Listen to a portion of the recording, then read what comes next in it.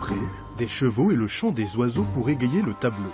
Cela ne ressemble franchement pas à une cour d'école, pourtant nous sommes au beau milieu d'un établissement scolaire, le lycée agricole de Saint-Hilaire-du-Harcouët dans la Manche. Alice a 17 ans. Élève en classe de terminale, elle fait partie des élèves les plus expérimentés. Et ce matin, elle doit aider un jeune cheval à effectuer sa rentrée. Ça fait déjà un petit moment qu'il n'a pas été remonté. La dernière fois, c'était au mois de juin. Donc on reprend les choses comme si le cheval ne savait rien faire. D'accord ? Voilà, tout de suite, tu le remets dans le travail. Dressage, assouplissement, musculation, le programme est dense. Le cheval est attentif, la cavalière concentrée et après une bonne demi-heure d'un travail précis, effectué dans le calme, le couple semble avoir gagné en complicité. Le cheval a bien évolué pendant cette séance. On a réussi à faire de super départs au galop, j'ai même été lâchée. Donc moi je suis super contente, je me suis sentie à l'aise et puis c'est, comment dire, ça engage du bien pour la suite, quoi. Au sein de son lycée, la cavalière monte à cheval 2 heures par semaine. Le reste du temps, elle suit les mêmes cours que les autres lycéens. Mathématiques, français, histoire, géographie. Avec 15 de moyenne, Alice ne s'inquiète pas trop pour le bac. Elle attend même avec impatience les épreuves pratiques. On tire au sort un sujet, que ce soit par exemple le premier sellage d'un cheval. Donc on tire le sujet et on doit montrer à l'examinateur comment on s'en sort et comment on ferait si dans la vie active on devait avoir un cas comme ça. La vie active, la jeune femme ne pense qu'à ça. Passionnée depuis son plus jeune âge, elle n'envisage pas son avenir autrement qu'au contact de son animal préféré. J'aime la vie en extérieur et je ne me vois pas travailler dans un bureau. Et pour moi, je ne me vois pas faire autre chose que travailler dans les chevaux et être au contact des chevaux. Et c'est en fonction de l'évolution que j'aurai à cheval et avec les professionnels que je me destinerai à un métier. Après moi, j'ai pas vraiment un esprit de compétition, donc c'est pour ça que j'aimerais garder le métier de cavalière à maison. Votre cheval, il doit, s'il est incurvé, je vous le rappelle, tendre sa reine extérieure. Voilà. Allez, je dans tes gentils, allez, viens chercher. Aubin a lui aussi 17 ans.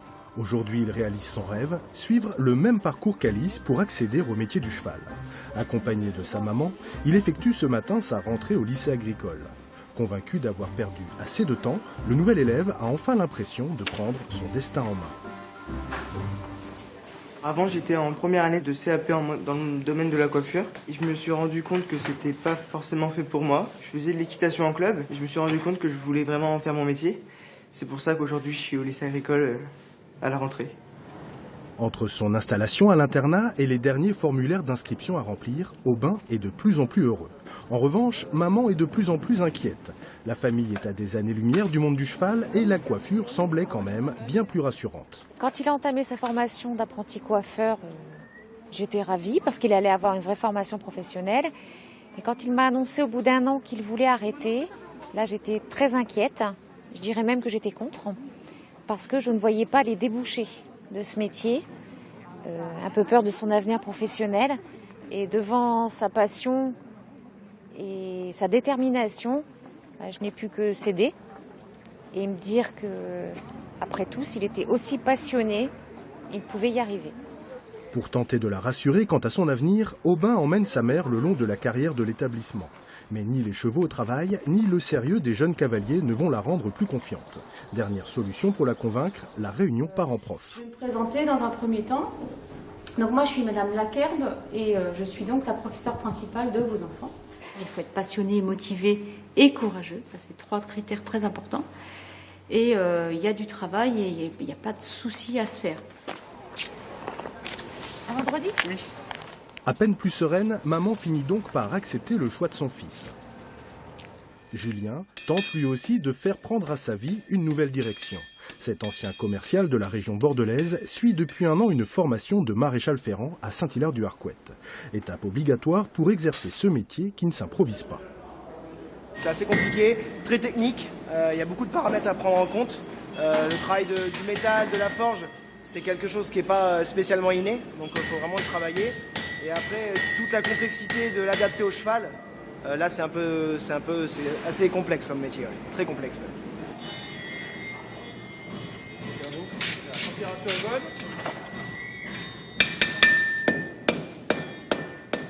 Sous l'œil bienveillant de son formateur, Julien continue d'apprendre les secrets du métal. À 27 ans, il parle de son nouveau métier avec passion, convaincu que cette reconversion professionnelle lui assurera un bel avenir. Je me suis lancé là-dedans en me disant qu'il fallait absolument aussi que je me lance dans quelque chose où il y avait du travail, des débouchés. C'est le cas en maraîchalerie. Mais pour avoir du boulot, il faut bien bosser, il faut bien se former. Donc c'est pour ça que je compte bien me former jusqu'au bout et continuer à me former tout au long de ma carrière, si jamais il y en a une, j'espère. Pour continuer à apprendre. Il y a tellement de choses à apprendre, c'est tout le temps en évolution et oui, il y a du boulot. Les enseignants et la direction du lycée de la baie du Mont-Saint-Michel à Saint-Hilaire-du-Harcouët nous l'ont tous dit. Ici, on ne forme pas de chômeurs. Ils ont admis que pour réussir, Alice, Aubin et Julien devront probablement être mobiles, qu'ils devront sans doute faire quelques sacrifices et que pour rien au monde, ils ne devront laisser leur passion s'éteindre.